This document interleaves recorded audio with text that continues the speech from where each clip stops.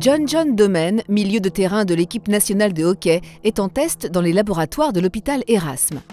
C'est une des activités de Human Waves, la spin-off dirigée par Anne-Marie Clarinval, 44 ans, ingénieure en biotechnologie de l'ULB et titulaire d'un master en management de la Solvay Business School. Chercheuse au CIRIS, Anne Clarinval a créé Human Waves en juin 2012. Human Waves développe des produits et propose des services en neurotechnologie. Les applications sont multiples et touchent toutes sortes de domaines, dont le sport, l'apprentissage et la santé. On place sur le sujet ou sur le patient, sur l'ensemble du corps, des capteurs qui vont permettre de mesurer le mouvement tridimensionnel et d'autres types de capteurs qui vont mesurer l'activité électrique des muscles.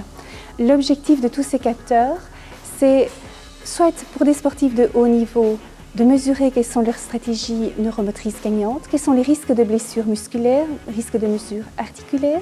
Pour les personnes handicapées, cela permet d'affiner les stratégies de traitement pour des enfants atteints par exemple d'infirmité motrice cérébrale.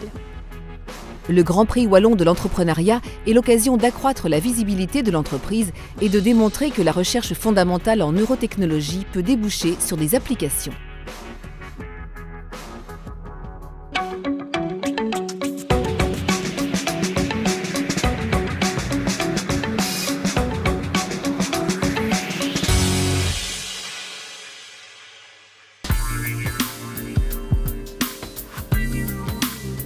Anne Lelon, 50 ans, est un personnage.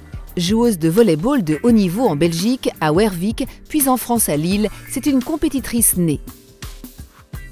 Après des études de dessinatrice en architecture à Tournai, elle a travaillé pendant 20 ans comme commerciale dans le secteur de l'imprimerie. En janvier 2012, elle décide de lancer sa propre société, Al Concept, et conçoit un nouveau type d'armature de soutien-gorge mieux supporté par les femmes.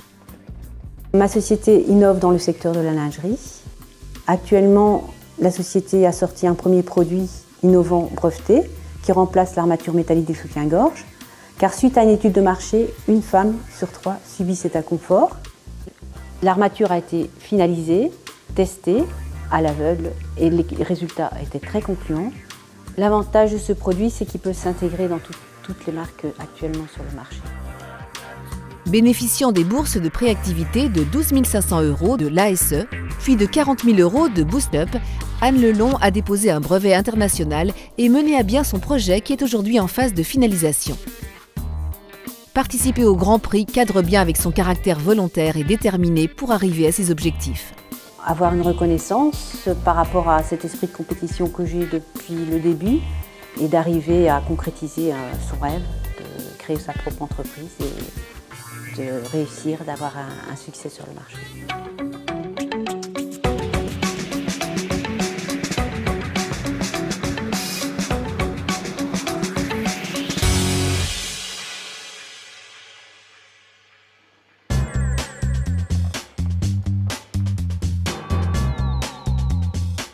Quatre femmes à Dinan. Elles sont peut-être les sœurs des 4 fils Aymon. En tout cas, elles n'ont pas froid aux yeux. En 2010, elles ont repris l'entreprise de leurs parents, grossistes en fromage et salaisons. Depuis 1999, la société battait de l'aile. Alors Laurence, Valérie, Véronique et Perrine ont retroussé leurs manches et se sont serré les coudes. En 2008, un voyage à Bayonne, le pays d'un célèbre jambon, les avait convaincus, plutôt la qualité que la quantité. Aujourd'hui, elles produisent leur propre charcuterie et salaisons. Jambon d'Ardenne, spécialité avec les noix d'Ardenne, avec le label. Le lard, les saucissons d'Ardenne, saucissons à la bière. On fait aussi un saucisson sans gluten, sans lactose. Saucisson de Paris, tout ce qui est de cuit, pâté, les pâtés de gibier qui sont de saison.